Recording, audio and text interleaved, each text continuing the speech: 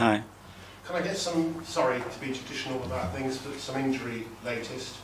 Gabriel obviously came off, didn't he? You said at the time you didn't think it was too bad. Can you now confirm that? Yes, well, we'll have to wait and see after training. We don't almost nothing today, so see how everybody is, but we weren't too concerned about him. And that hasn't changed, your not being concerned hasn't changed too much in the meantime? Yeah. With Hincapié, what's the latest on him?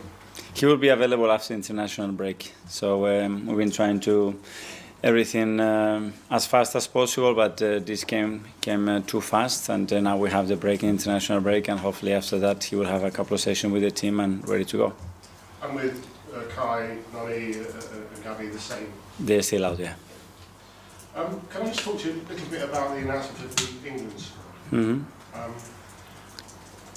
MLS is in, Thomas Tuchel says this, is in the squad, despite not playing the Premier League minutes, perhaps he would like to. Because he described it as a perfect citizen around the place, and he wants that kind of person around the place.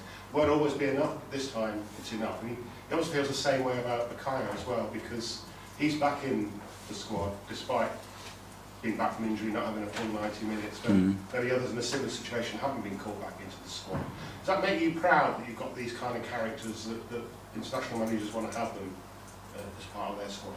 Very much, and coming from someone like Thomas, which I know very well, for him to describe Miles in that way, I think credit to the boy, the families, and everybody that has been part of his education, because that's very, very important as well. And Miles, as you said, he hasn't played probably all the minutes that he wanted, but he's professional in the way he's engaged with the team, whether it's here with the national team. At least give you always the possibility to count on him. And the other day we have to play him in the Champions League, and I think he had a really good game. And with Saka, he's brought him back into the England squad, when others in a similar recovery situation haven't been called back in.